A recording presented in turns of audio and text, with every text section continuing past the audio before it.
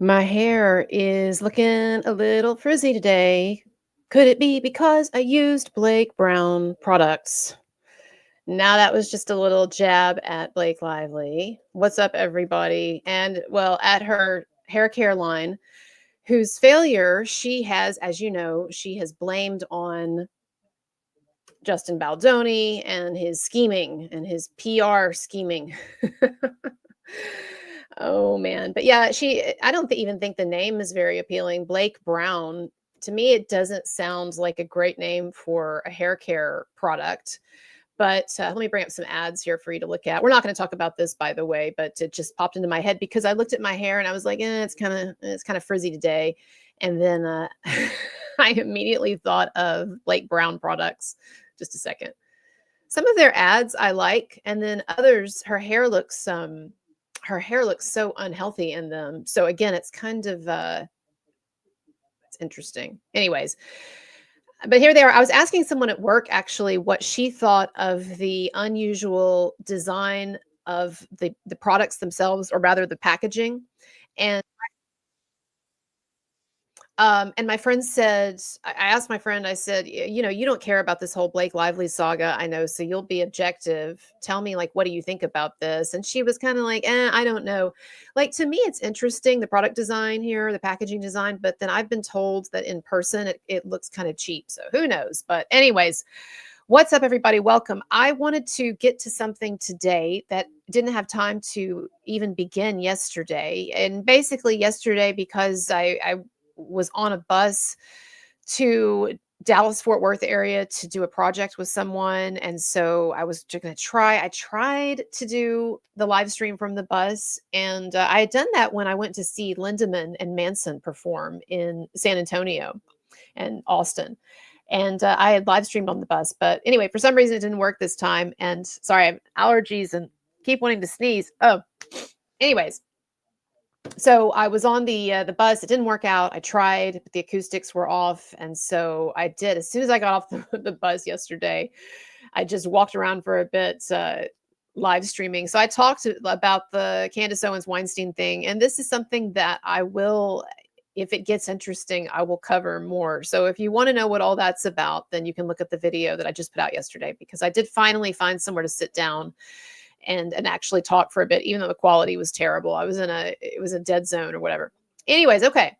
So I want to talk about this Sony Hollywood Reporter article, which, yes, has been out, what, a couple of days now, maybe longer. I don't know if I think this is still a part of their original cover story on Blake Lively and Justin Baldoni.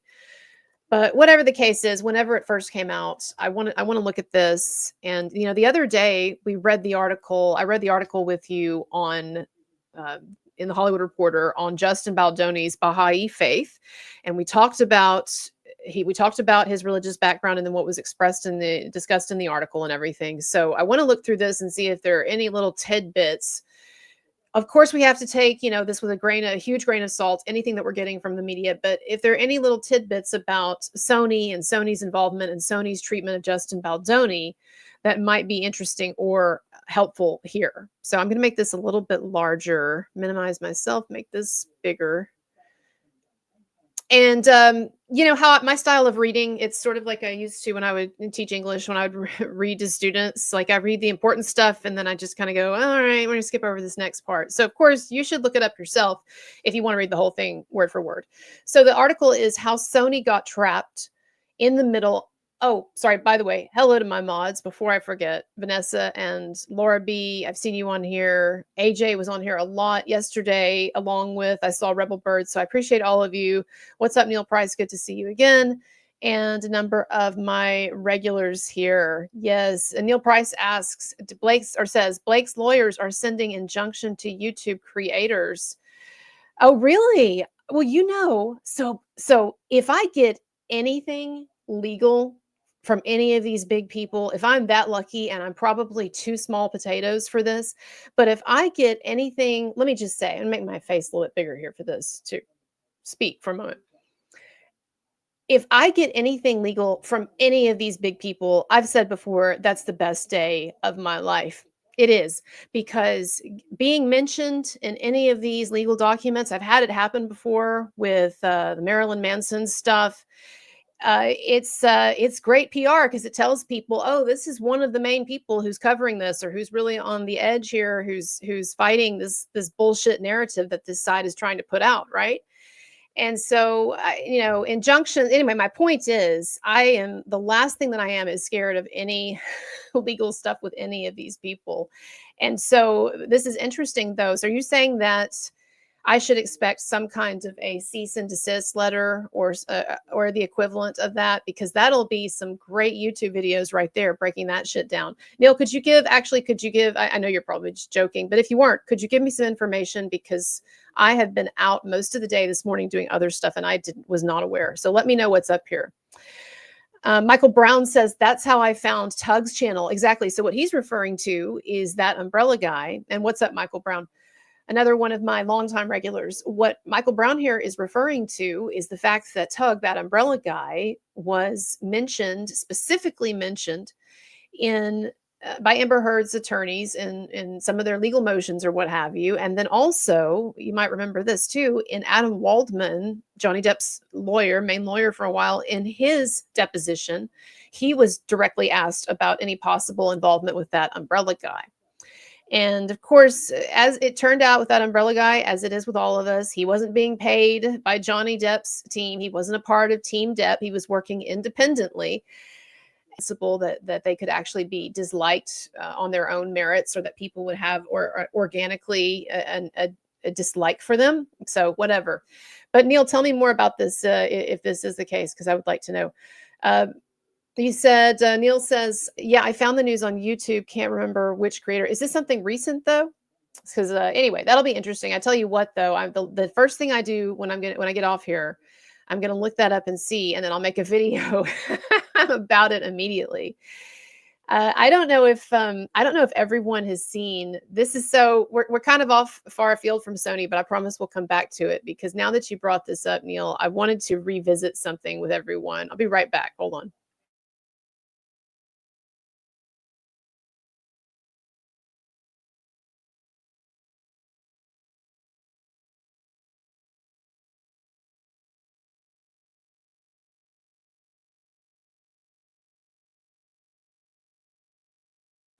All right, so we're going to my Twitter profile. We'll kind of come back to that article, but you made me think of this, Neil, talking about injunctions against creators. So I got a cease and desist letter when I was covering the Marilyn Manson thing, because basically what happened, there was a lawyer screw up, and Esme Bianco, one of his main accusers, all of her quote unquote evidence. Hold on, go to my highlight page. All of her quote unquote evidence leaked out, and there were a number of us. It was me, Marilyn Manson Uncanceled, the Manson cases, maybe a couple of others who were looking at the documents who found this. And it was out for like a day, all this stuff, a day or two, until it was finally pulled or placed under protective order. So in the meantime, some of us started reporting on it. I wasn't like putting everything out there, far from it. In fact, but I hinted at a few of the things that I had seen. And I also talked about how, after looking at this, I was more convinced than ever that Marilyn Manson was innocent, because the lady had nothing. In fact, some of what was in her quote unquote evidence was stuff that was actually exculpatory for Marilyn Manson, right? And if you want to know more about that, you can look at past videos. We even talked about it with Andy on Popcorn Planet. So here's my point, though. I got a cease and desist letter for that. And I just want, if you haven't seen this before, I want everybody to see this is my attitude about these sorts of things and how I deal with them. Out the correct way. I just want to don't get upset, J.L. Wanger. You know you're my favorite. I really love that cease and desist letter that you sent to me.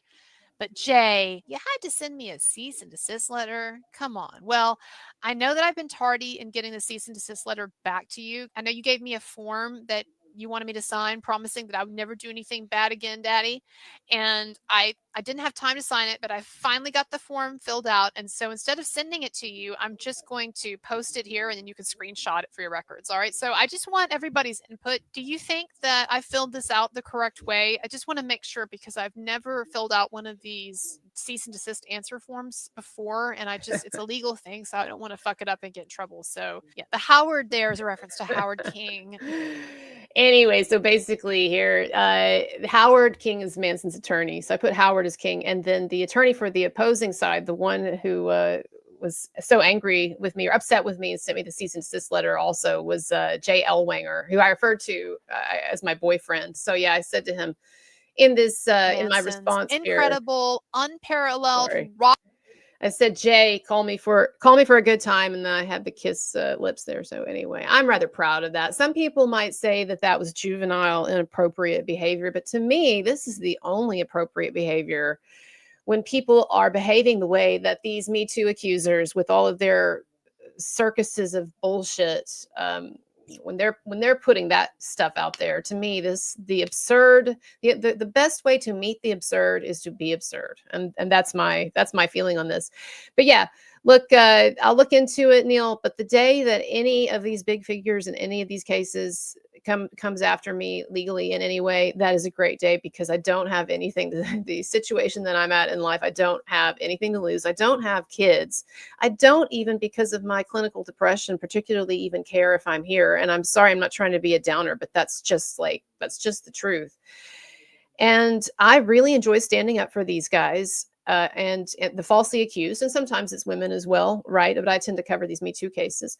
But I enjoy standing up for the falsely accused and for the presumption of innocence. And I like these media cases and whatever. And so I'm going to continue doing what I'm doing. And yeah, it would be fascinating to go through a legal fight with one of these people. Like, I would make it an everyday thing, y'all.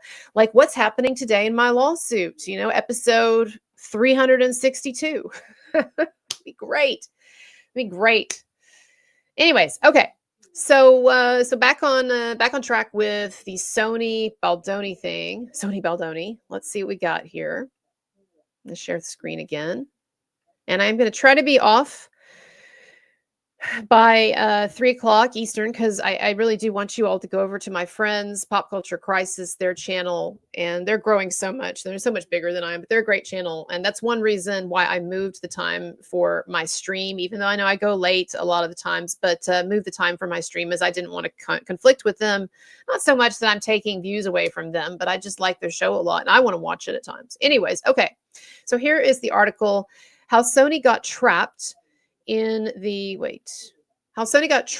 middle of the Lively versus Baldoni battle. The studio had only agreed to market and release the film, but as a battle for control between the two stars intensified, it was reluctantly forced to mediate the morass, the definitive inside story. Yeah, right. Whatever, Hollywood Reporter, but we'll see what you got. Says days after, whoops, make this larger here. I'll try to stop moving it around too as I talk. Days after the release of It Ends With Us last August, Sony Pictures Entertainment CEO Tony Vinciquerra, sorry if I don't know that, issued a highly unusual statement to The Hollywood Reporter praising Blake Lively, who at that very moment was being destroyed on social media. We're talking again about last August, so this was when the film was being released.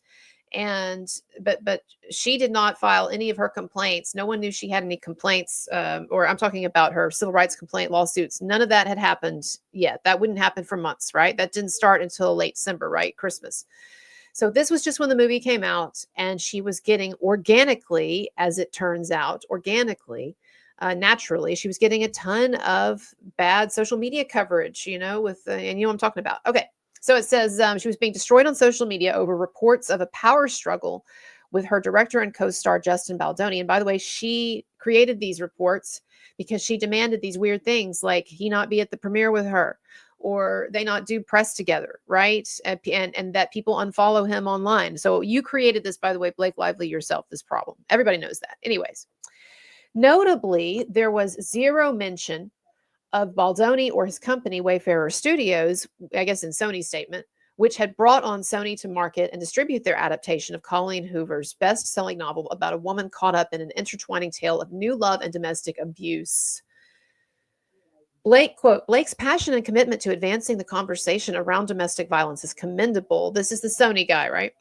He's saying her passion and commitment, commendable. We love working with Blake and we want to do 12 more movies with her. Why does that kind of sound like a hostage statement, though?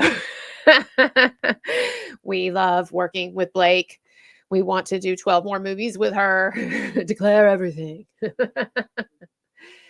Oh, man. Not since Johnny Depp, poor Johnny Depp, had to do that stupid apology video with Amber Heard when, of course, what did we find out? Sorry. What did we find out with that whole thing?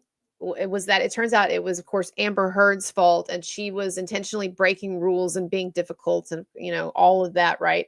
And so they had to do this video. Now, good for him that he must have stood his ground and said something to the effect of, like, I'm not going to do the apology myself, like you do it, Amber. I don't know whose decision it was that Amber had to actually end up doing the apology video. But let's see here. I want to just look at this again. A lot of you are familiar with this, but there was so much. I felt so bad for Johnny. It was such a a hostage video situation going on, but at least he just kind of sat there until the end. All right. Island. Australia is a wonderful island with a treasure trove of unique plants, animals, and people.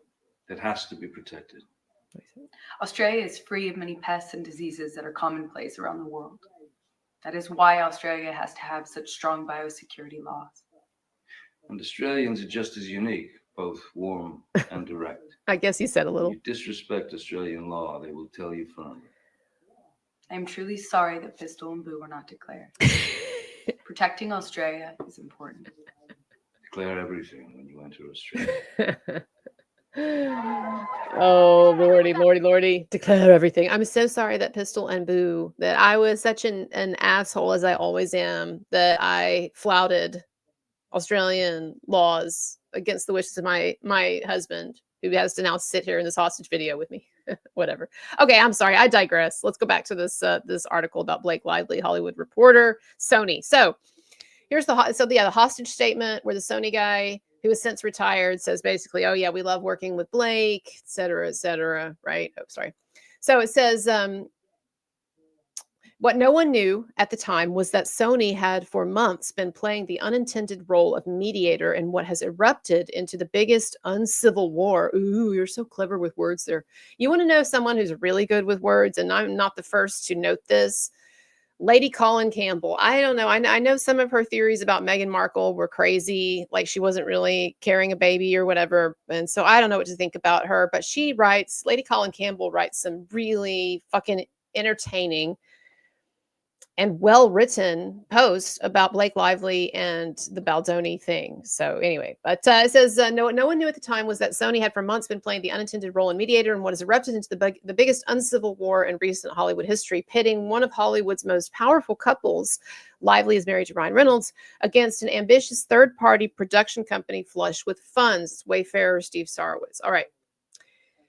It's easy to surmise that the statement from Vincicera came at the request of Lively, who was, we're talking about, again, the August statement when she was just getting hammered on social media, but nothing had really happened yet officially, who was eager to stop the bleeding of her public image and virulent online comments and threats. Nobody was actually threatening, but whatever, against her family and even acquaintances. Can I just say, y'all,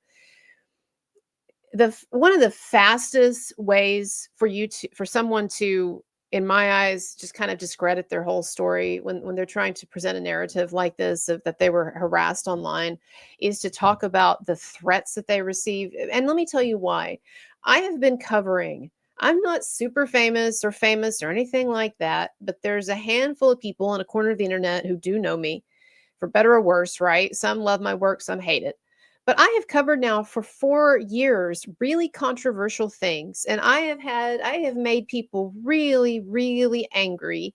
And do you want to know how many actual threats in the form of I want to kill you, I'm going to come to your house and kill you, better watch out, something like that? I think that's maybe happened. I'm not even sure it's ever happened. I've gotten nasty comments, mean comments before, shut the fuck up, bitch, but not as much as you would think, honestly.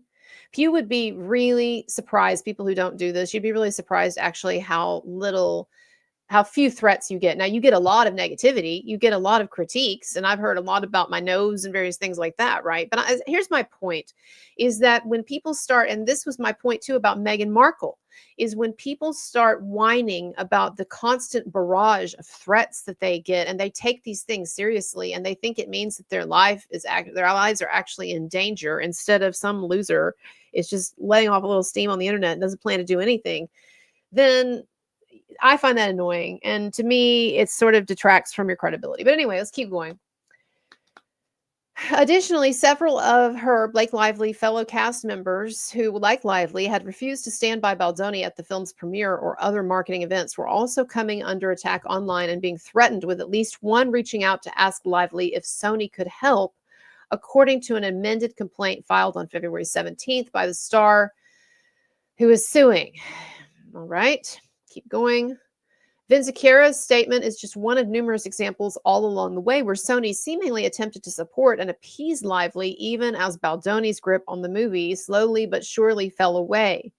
Sony, which declined to comment for the story, appeared to have little choice but to make Lively its priority, since she was vital to the film's marketing and release, and Sony was aware of a possible troubled set. Now, to me, there's something, so far this article, not very interesting, but there is something here where I think in a way they're sort of tipping their hand to the fact that that Baldoni might have been in the right here, and actually Blake Lively might have been the problem. And this is where it is. It says Sony. Sorry, hate that, dude. I'll go to highlight and then it just kicks it. It just kicks it over. Okay. So it says here, Sony seemingly attempted to support and appease Lively, even as Baldoni's grip on the movie slowly but surely fell away. So what this is telling us here actually is that Baldoni lost the movie. That was supposed to be his, because he was the director, because he was an actual producer of this thing, unlike Blake Lively, who was just an insignificant executive producer. And also, Baldoni was the one whose project this had originally been. And so what this is basically saying is that at the same time that Blake Lively was here bugging these Sony people to fight this PR battle for her to step into it, at the same time, what's actually happening in reality is that she is taking over this film from Justin Baldoni. He is being undermined. I think this article, actually in this paragraph, is sort of indicating who the problem is here. And then it says, Sony, which declined to comment for the story, appeared to have little choice but to make Lively its priority, since she was vital to the film's marketing and release. In other words, one way to put it is held hostage. Blake Lively, and that's why I put the Johnny Depp Amber Heard thing here, is because I feel like that's what was actually going on with Sony and with Wayfarer and Justin Baldoni, and really all of this is that it was basically kind of like a hostage situation. Like, okay, if we don't appease Blake Lively, and if we don't give her whatever she wants, basically, then she's not going to market this film. And of course, we know that she threatened to do that, right? She's not going to market this film. She's not, and you're now your main star here, not going to market it, might even make frivolous complaints, which of course she ended up doing and had been threatening to do.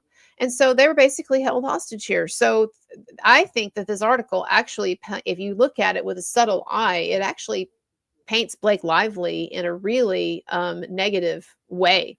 And not that I have sympathy for Sony, because I think that Sony clearly conducted themselves in a really shady, disreputable way as well. But I can also sympathize with, to a degree, with the position they were in, only so far, but the position they were in where Blake Lively was holding the film and everybody in it hostage. Okay, let's keep going then.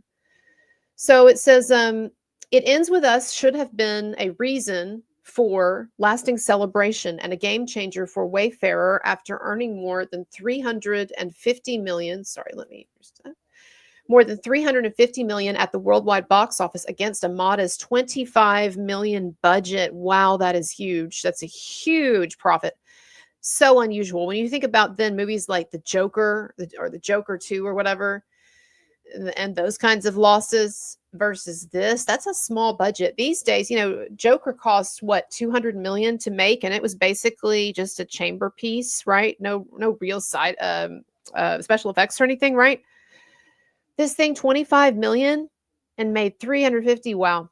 Anyway, says instead, it has become the ultimate nightmare for a major Hollywood studio. Sony, which only signed up to co-finance and distribute another company's movie. So it co-financed, in other words, it threw some money at it and it would distribute it. But in terms of who was actually in charge of the production, it was Wayfarer. And so that is where some of this, again, some of this tension is coming from the fact that Blake Lively, kind of like someone runs to mom and dad, right? I mean, a snitch basically, although Baldoni wasn't doing anything wrong, but runs to mom and dad and said, please, intervene, do something here. But it's not, that it wasn't their purview. It wasn't Sony's purview, right? Okay, so it says instead, it has become the ultimate nightmare for a major Hollywood studio. Sony, which only signed up to co-finance and distribute another company's movie, now finds itself caught up in dueling lawsuits that raise allegations of harassment on set, cyberbullying, extortion, and using one's fame to wield power. So far, Sony hasn't been named a party in any of the lawsuits, but it is cited by both sides and faces its executives being subpoenaed. That'll be so interesting.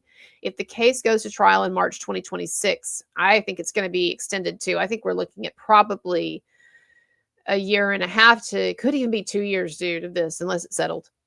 Quote, it's a mess, says a veteran studio executive. Until now, the mystery of how Lively's cut of the film arrived in theaters has never been detailed, but a review of hundreds of pages of court filings answers, at least in part, how Baldoni's cut ended up on the sidelines in favor of Lively's. He claims he wasn't even allowed to see the cut until the world premiere. The angst on set escalated quickly on May 26, 2023, just a few weeks into production. Lively called Sony production executive, I don't know how to say it. I'm not sure how others are, but I'm just going to say Ange Giannetti, to log concerns over unwelcome and inappropriate behavior by Baldoni and Wayfarer CEO Heath on set, according to Lively's amended complaint. She cited several examples of feeling sexually harassed or uncomfortable. Giannetti explained that any formal HR complaints must be lodged with Wayfarer, as it was a production company. It was the production company, and Sony was only the distributor. Lively said she was concerned that Wayfarer would not take proper action since it is run by the two men involved. Sources close to the matter say Lively did log several calls with Giannetti, but counter the nature of the May 26th call, saying it involved Lively asking to file a complaint about on-set COVID protocols. Y'all, honestly, this is such a red flag too. People haven't really talked about the COVID aspect of this, and I understand why, because within the pro-Baldoni community, I think there is an ideological split about things like COVID masking and mandatory vaccines and the safety of vaccines and quarantine, all of that stuff, right? And you can look at some of my videos under my philosophy section heading to see, how I feel about that. But I'm very libertarian, and I think that a lot of the stuff that was imposed on us was wrong and harmful and even silly. Well, here's my point, though. She mentions in her lawsuit, in her official complaint and in her lawsuit, Blake Lively actually spends a bit of time complaining about COVID protocols not being followed enough and her baby being endangered or whatever, some such silliness and stuff. And so here's my point. When I see this come up again, this, and I'm sorry to offend some of you with this, if this hits close to home for you, it's just my opinion, okay? Someone who's going to be complaining about COVID protocols not being followed, I feel like that just is a dead giveaway that you've got someone with some attitude problems here. I'm not going to say anymore, but it's kind of a Karen thing. It really is here. Anyways, continuing on. And again, I want to remind people too, that when this article asserts that Lively early on made complaints, that does not mean that it is true. And we've already seen where the Hollywood Reporter apparently got the Jenny Slate complaint story so wrong that they had to change that article 4 fucking times. So I do not at all trust this narrative. And that's the thing. You have to take this with a grain of salt. Anything you're reading in the media, it's like literature. It's like when I used to teach college English. It's like, this is fiction, but we're getting this writer's perspective, impression on the world or what have you, right? And so I think that this just tells us at least what someone in Lively's camp at least is feeding to the Hollywood Reporter. Whether it's accurate or not, we don't know. And that's something that's being hashed out. But anyway, okay. Giannetti is said to have taken the matter seriously and relayed Lively's concerns to Wayfarer. She did the same when she learned from other third parties of an incident involving another actress, prompting Baldoni to write an email to the actress on June 1st, 2023, saying he was aware of her concerns and that adjustments would be made, etc. Okay, so again, we've already talked about this stuff. I'm looking through now to see if there's anything. I'm really more interested. I'm not interested in these supposed complaints that might have been filed because, again, we don't know. And the Hollywood Reporter's already been discredited on some of this stuff. But I'm curious to see if we get any more insight, maybe leaked from Sony, as to what they've been going through with this, or what it's like to deal with Blake Lively on this. So let's see. I'm going to skip down a little bit. It says the demands also included Sony agreeing to send Giannetti to the set and to hiring an A-list veteran producer to aid Lively and represent the studio. Todd Black was later hired.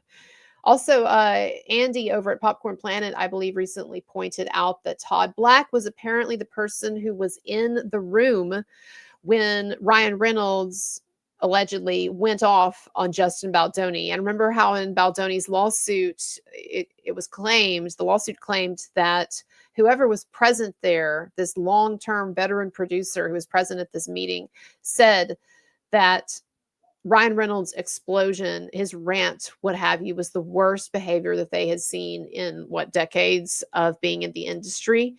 Now, of course, this would be denied by the other side, but that's interesting. Could this have been? Then it's looking like this person was Todd Black who witnessed this explosion. Anyway, it says in their lawsuit, Heath and Baldoni said that they signed the demands under duress in order to save the movie. They further assert that many of the demands were based on comments or situations taken entirely out of context. Yes, so in case you're not wondering, this is basically what it seems like what happened. Blake came up with a list of bullshit complaints that neither Baldoni nor Heath nor Wayfarer thought were legitimate, but because she had them basically held hostage, like we just saw earlier, they felt that they had to just basically grit their teeth and sign off on something. But luckily, or logically, they were smart in this. They did not sign off to they did not admit to having done things.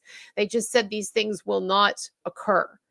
And so good for them, because that is different. It would have been bad if they had in writing admitted to some of these complaints by Blake Lively, but they specifically intentionally did not. Okay.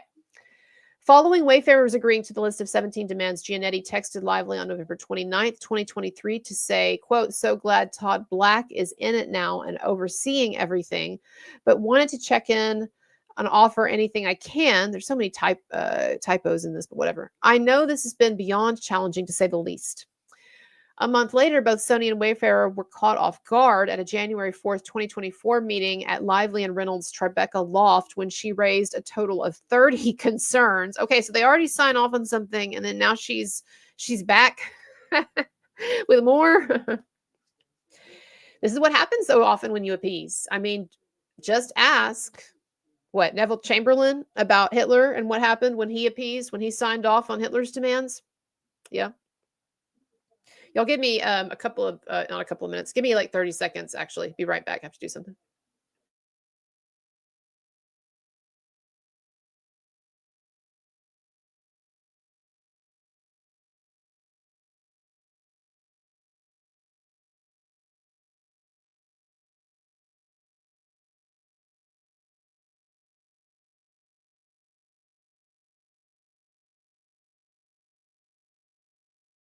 Okay. I was trying to fix my hair a little because it really was looking frizzy. I know y'all don't care, but anyways. Bang's doing a little weird thing, whatever. But we'll get through it. Okay. Somehow we'll get through it all together. We will. Okay. So yeah, she comes back with her 30 Lively. Oh, we lost a light too. But Lively comes back with her 30 complaints, demands, whatever. Okay. Lively, however, only required that the original list of 17 items be signed according to the suit. Okay. When the shoot resumed in January for about 6 more weeks, there were no more incidents, according to Lively. But another saga, was about to unfold. According to Baldoni's amended complaint, Black, that's that long-term producer guy, informed Baldoni in late February that Lively wanted time in the editing room. Wanted time in the editing room. That's a nice euphemism. What this actually means is she wants to now take over the editing of this project at a pivotal moment. She wanted time in the editing room with him for 2 days, a highly unusual request because of DGA rules, Directors Guild of America rules that allow a director unencumbered time to deliver their cut. Look, I just want to say, and I'm probably going to clip this part right now, or not, I'm probably going to clip this part later to put out there, because I still don't understand why the organizations like the Directors Guild of America and a number of these other unions for crew and for people like editors and composers and what have you, I don't understand why they have stood by, continued to stand by, as this thing has become a huge public controversy, why they have continued to stand by and are not announcing an investigation into any of this or any kind of consequences for Blake Lively or Ryan Reynolds for what they did, stealing this film, not only from the director, but multiple other people, editors, costume designers, composers. Why is that allowed? Why is no one announcing a formal investigation? Directors Guild of America, I thought that you existed as a directors union to help fight these kinds of on-the-job battles for directors, particularly in this case, relatively novice directors who had basically no protection against the professional incursions of these giant superstars. Blake Lively and Ryan Reynolds. I don't get it. But anyway, continuing on. This was why is basically what I'm saying is, why has Blake Lively not been punished by any official category for these flagrant violations here of long-term rules in the industry? Completely flouting long established important rules in the industry, in the film industry, that are put there to protect more novice, less powerful people like Justin Baldoni and others in this situation.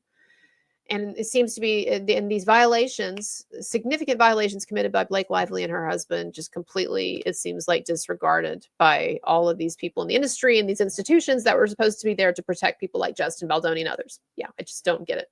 Don't get it. Okay. A source close to the matter on Lively's side says there had been so many script changes, Lively was concerned about selling a movie she hadn't seen, particularly considering the subject matter. She also had sign-off rights on a sex scene involving the younger version of her character, played by Isabella Ferrara. Okay. Baldoni went along with the request out of concern. We're talking about the request to basically take over the editing and to be with him for 2 days in the editing room, him and the editors in the final editing process. So Baldoni went along with this out of concern she would use the 17-point document against him, and because of pressure from Sony, according to Baldoni's amended complaint. Wayfarer connected with a Sony executive to discuss the unusual situation, with the Sony executive concluding, "We are in it with you. At the end of this pain is a big win." Lively ultimately joined Baldoni in the editing bay on March 12, 2024, with 7 pages of script notes, which he and his editor incorporated. But she did not show up the second day. Then in April 2024, now I wonder what that's about. Is this, why didn't, look, here's something else that I don't really get.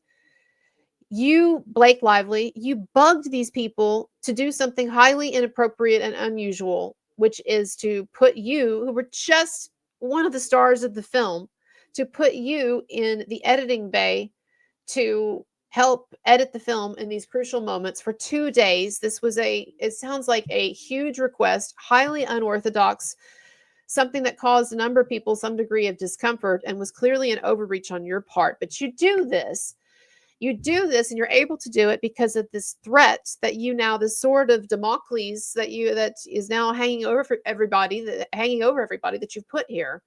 And after all of that, you're telling me, wait, what? You didn't even want to show up on the second day? To me, this is just an example. It's something I know is not a big deal, but also this just tells me so much about this woman and how narcissistic she is and self-focused and how completely dismissive of anyone else she is, that she goes to all of this. She puts the people through all of this trouble to hash this out. If she can do this, it's completely unorthodox. It's problematic. It makes people uncomfortable. But finally, after many discussions, it sounds like, and a much ado about nothing, she's finally put in there allowed to go in there, and she doesn't even show up, doesn't even care enough, or she's too lazy or whatever her problem is to even show up on the second day. Just wow. Wow. Let's take a break for 1 minute for me to look at some of the messages here. And again, if you want to support my work, super chats are great, but PayPal actually does take much less of your money, your donations. And you only need a credit card or a debit card to make a donation on PayPal. You do not have to be a PayPal member, but I do appreciate your support. Neil Price says earlier, just heard Blake's lawyers are going after content creators to block them talking about this case that she's royally messed up. Okay, I see. Well, whatever. I hope that they flout her demands. Ridiculous. Absolutely ridiculous. Just looking through. Oh, this is what you mentioned earlier. What's up, Michael Brown? What's up, Diana Rose? Popcorn Planet. Did I say the name wrong? I get Popcorn Planet and Pop Culture Crisis confused all the time. So my apologies there. I love them both. Both great shows. I've been on both of them. Blake Brown is her real name. Yeah, that's where the name comes from. It is. It's her real name or part of her real name. But I still think it's just kind of a, there's a reason you changed to a stage name, right? Whatever. It's not terrible though. I just think it sounds kind of ugly. I don't know, but that could be a personal thing. I just think it sounds kind of like blah. And then that's kind of how I feel about the hair care product based on what I'm reading here about it. El Ophelia says, what did I miss? You did not miss anything, really. There's not much going on today.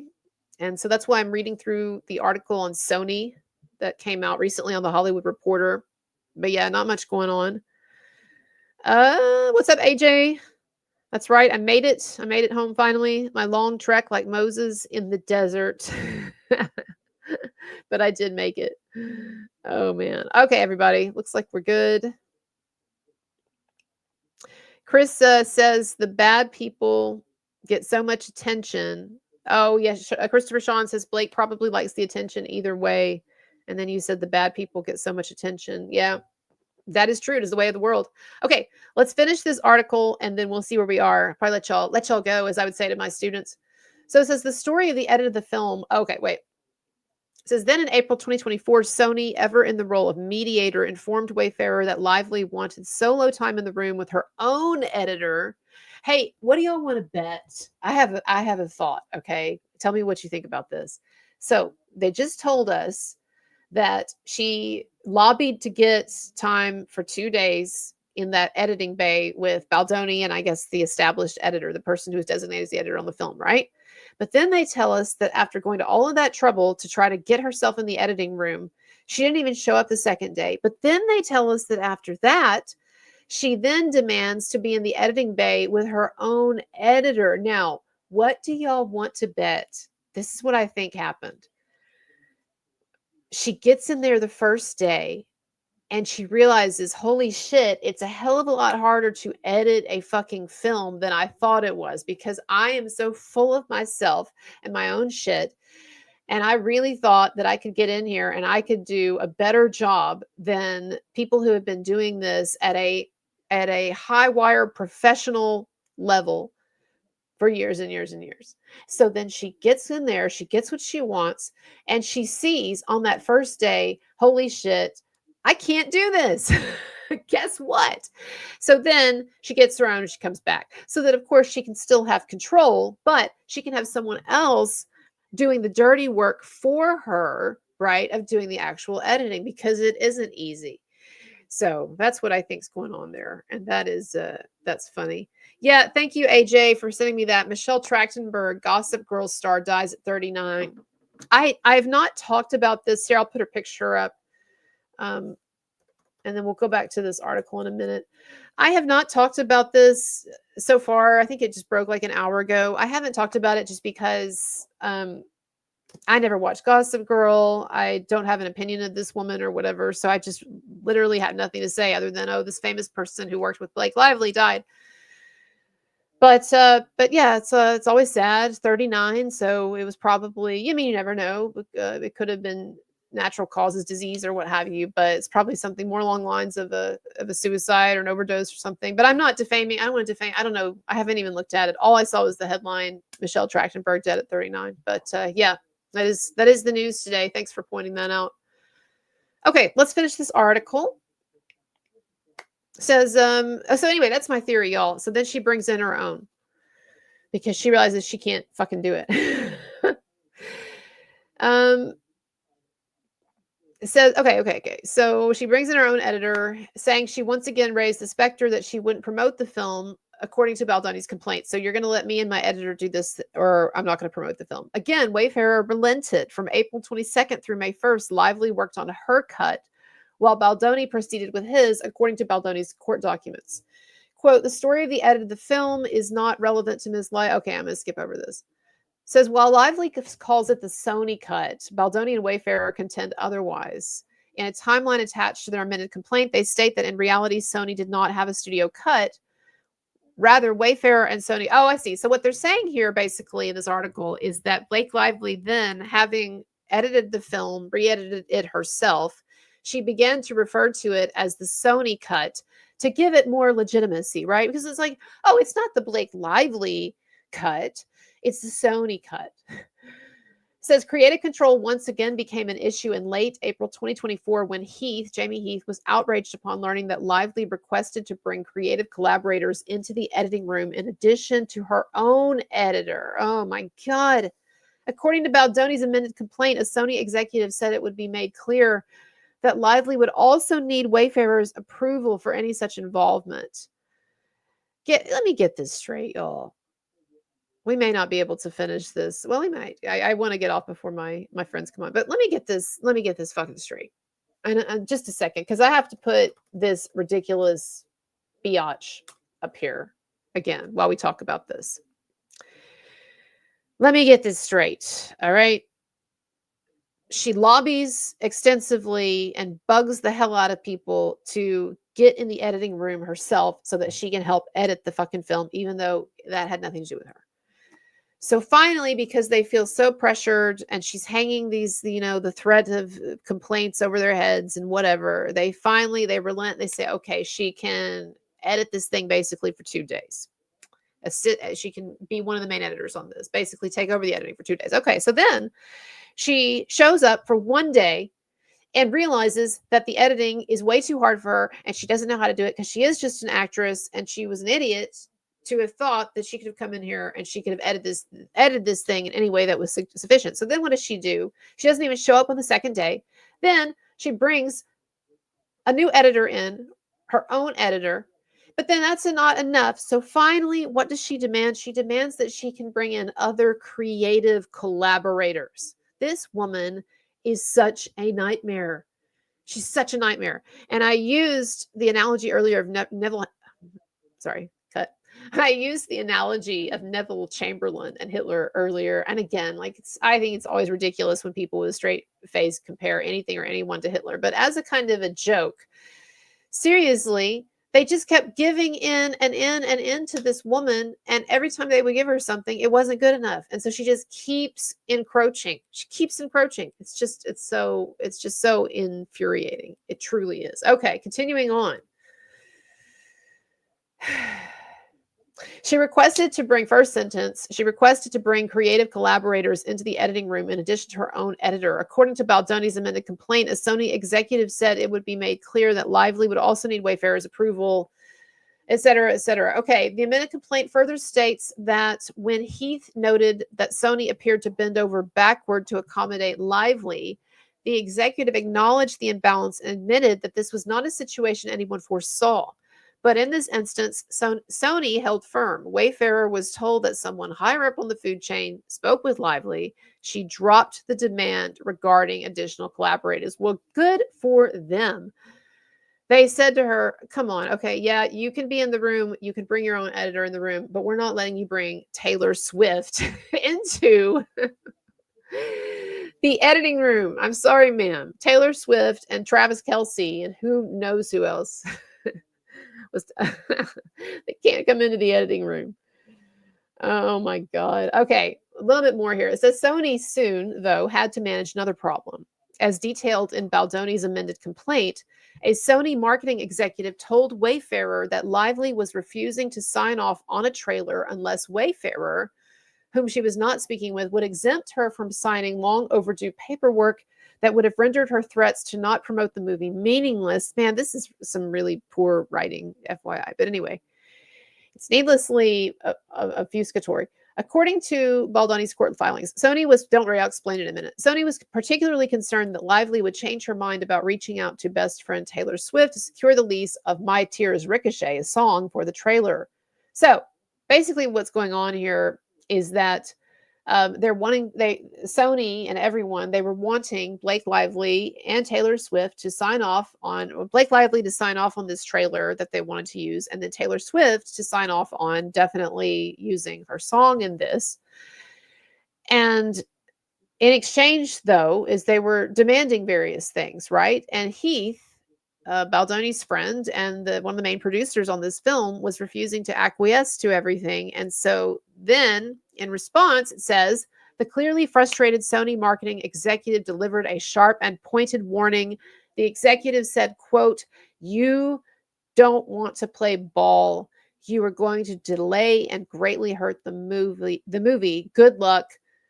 Good luck." Okay, to me, this is infuriating too, because, and we're gonna end it here. The article, it's almost done, but to me, this is one of the most infuriating things, is you have this Sony executive sounding like a mafia goon.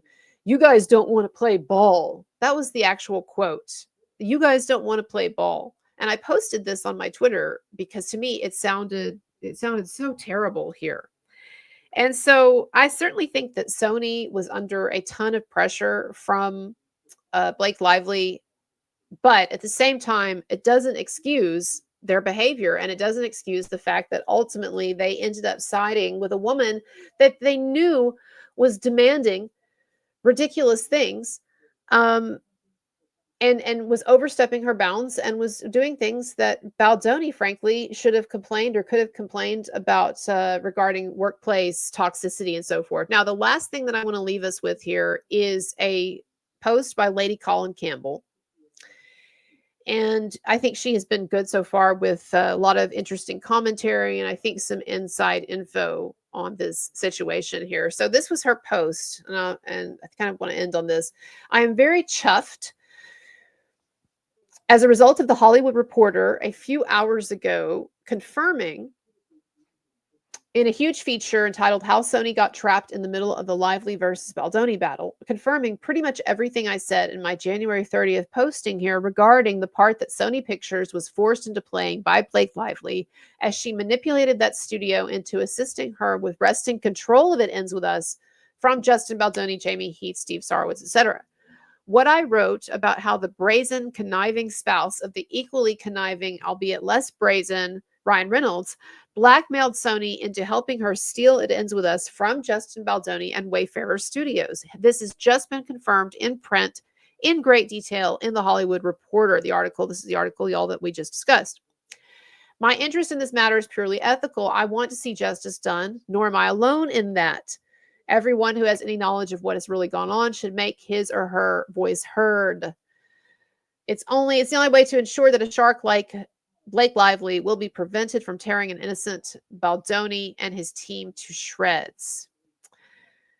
My own view of the Hollywood Reporter article is that Lively might not realize it, but they've just markled her. Now, markled is a term, as you may or may not know, for whenever some kind of an entity like really sticks it to someone or makes them look bad or what have you, right?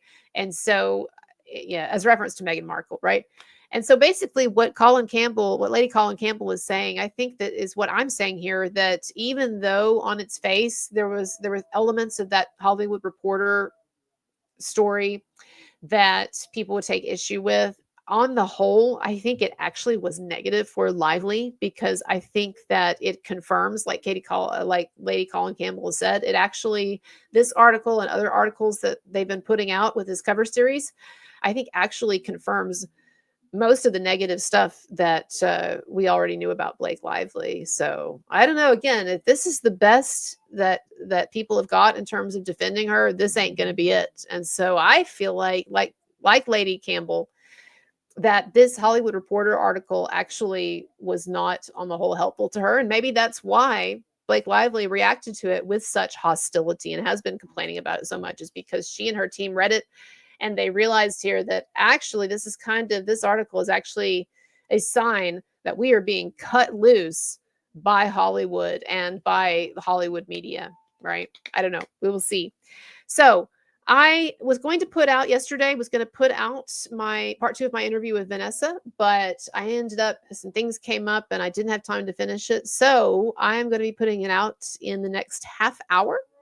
So you can look for that. It's short. It's just a 10-minute, it's just a 10-minute interview sequence. And that's because she didn't have a lot of time last week. But she has committed, Vanessa, the PR lady, sorry, not my mod, but my PR contact. She has committed to me that she is going to give me an interview every couple of weeks, as long as we keep them short, because she's a busy lady. So you can expect regular conversations with her on a semi-regular basis every couple of weeks. And so they're short, yeah, but they're interesting. So look for that. That's going to be coming. And then also I've got a video coming on Jay-Z. It's going to be out later today. Jay-Z doing something unprecedented. And I think that this is not being remarked on by anti-Me Too people enough or sufficiently. I don't even see people really talking about it at all. But Jay-Z is suing I believe, shady lawyer, Tony Busby. He is suing the guy who brought the only lawsuit that anyone has brought against Jay-Z so far, or the only allegation that anyone has brought against him so far of a Me Too nature or in any way associated with Sean Diddy Combs or anything like that, right? And that lawsuit was completely discredited.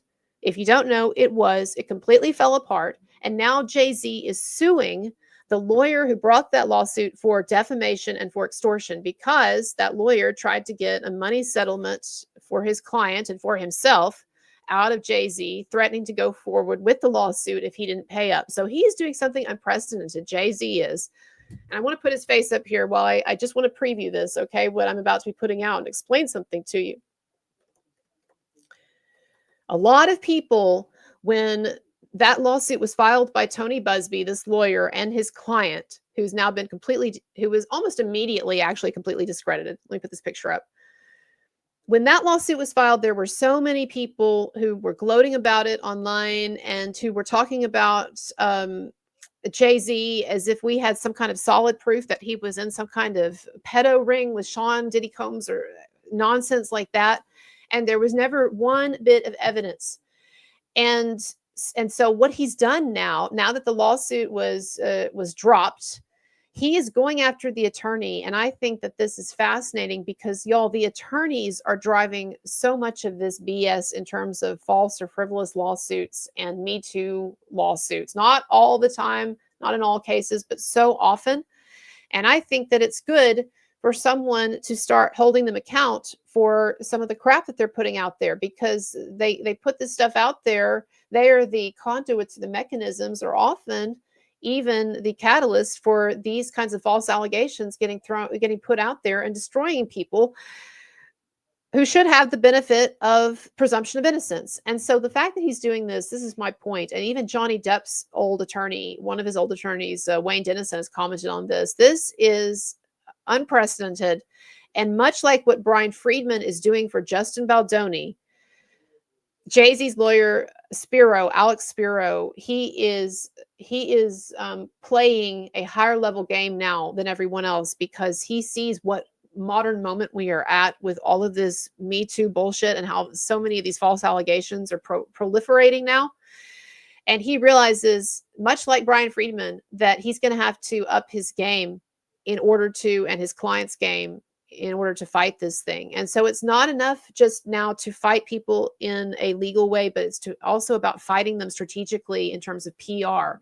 And so Brian Friedman's out there frequently talking about this case for Justin Baldoni. That is a very advanced, pioneering way of fighting these kinds of battles, these kinds of wars. And also similarly, Alex Spiro and Jay-Z suing the opposing side's attorney It's pretty it's very unconventional, and it's pretty revolutionary, I think. So I want to see where this goes, and I'm very interested. And by the way, if you think that Jay-Z is guilty, look at the video that I linked to below. I'll put it in the description and the comments. I did a couple of videos on the Jay-Z thing. If you honestly tell me that you've watched that video and you still think that it's a legitimate case against him, there's been no evidence put forward, none at all. And so many people were just absolutely so eager to have Jay-Z go down, and I can't figure it out. But there's been no evidence. There's been no evidence. So anyways, I'll be covering that, but mostly, again, going to be covering Baldoni and Lively, and I'm still working on some Marilyn Manson stuff. I just got a bunch of ideas, a bunch of things that are in progress,